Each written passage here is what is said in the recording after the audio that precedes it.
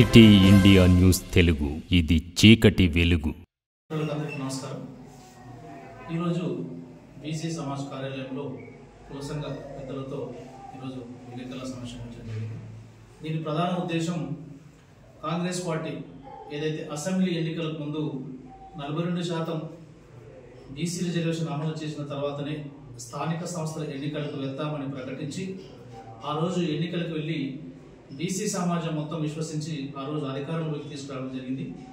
దాని తదనంతరం రాష్ట్ర వ్యాప్తంగా అన్ని బీసీ కుల సంఘాలు, ప్రజా సంఘాలు, విద్యార్థి సంఘాల నాయకులు కలిసి సమగ్ర కులగణన సర్వే జరపాలని, తర్వాతనే ఎన్నికలకు వెళ్లాలని రాష్ట్ర వ్యాప్త నిరసనలు, దీక్షలు, ఆమరణ దీక్షలు చేసిన తర్వాత కాంగ్రెస్ పార్టీ సమగ్ర కులగణనకు పూనుకోవడం జరిగింది.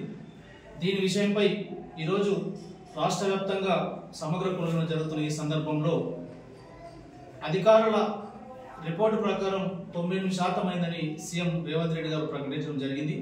మా బీసీ సమాజం నుంచి మేము కోరుకునేది ఒకటే, మీరు ఏదైతే ఎన్నికల సమయంలో ప్రకటించినట్లుగా సమగ్ర కులగణన 100% జరపాలి.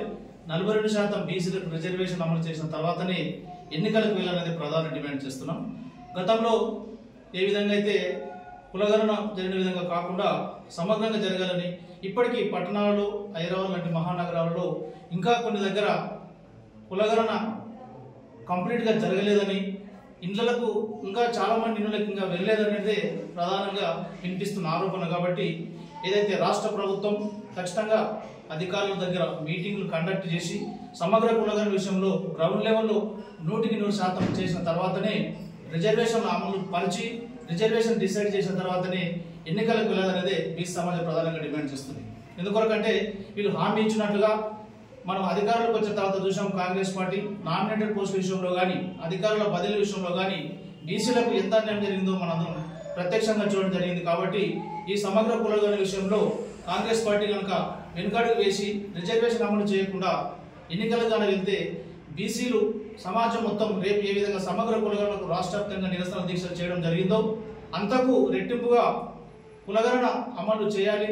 తర్వాత ఎన్నికలు 2025 సంవత్సరం నుంచి కేంద్ర ప్రభుత్వం కూడా దేశవ్యాప్త కులగణనకు పూనుకుంటుంది. కాబట్టి దాంట్లో ప్రధానంగా సమగ్ర కులగణన చేయాలని, బీసీల లెక్కలు తీర్చాలని ఇప్పుడు బీసీ సమాజం కోరుకుంటుంది. ఎందుకొరకంటే ఈరోజు తెలంగాణలో ఏదైతే కాంగ్రెస్ పార్టీ దేశ నాయకుడు రాహుల్ గాంధీ గారు దేశవ్యాప్తంగా తిరుగుతూ సమగ్ర కులగణన చేయలే, బీసీలను స్కాన్ చేయలే, అప్పుడే వీళ్ళకు న్యాయం జరుగుతుందని ఏదైతే పోరాటం చేస్తున్నాడో దానికి మద్దతుగా కేంద్ర ప్రభుత్వం కూడా ఏదైతే జనవరి 2020 నుంచి మొదలు పెడుతుందో ఆ కులగణన కూడా సమగ్రంగా బీసీల లెక్కలు తీర్చాలని కూడా బీసీ సమాజం కోరుకుంటుంది. అప్పుడే ఇంతవరకు కేంద్ర ప్రభుత్వ స్థాయిలో ప్రాతినిధ్యం దక్కని బీసీ కులాలు చాలా ఉన్నాయి కనుక అటువంటి కులగణన చేస్తే బీసీల లెక్కలు ఎందుకు తెలిస్తే కేంద్ర ప్రభుత్వ ఉద్యోగాల్లో కానీ, కేంద్ర ప్రభుత్వ సర్వీస్లో కానీ, కేంద్ర ప్రభుత్వ మన యూనివర్సిటీలో కానీ అన్నింటిలో కూడా ప్రమోషన్ విషయంలో కూడా న్యాయం జరుగుతుందని మేము కోరుకుంటున్నాం. ఖచ్చితంగా బీజేపీ పార్టీ కూడా మేము డిమాండ్ చేస్తాం.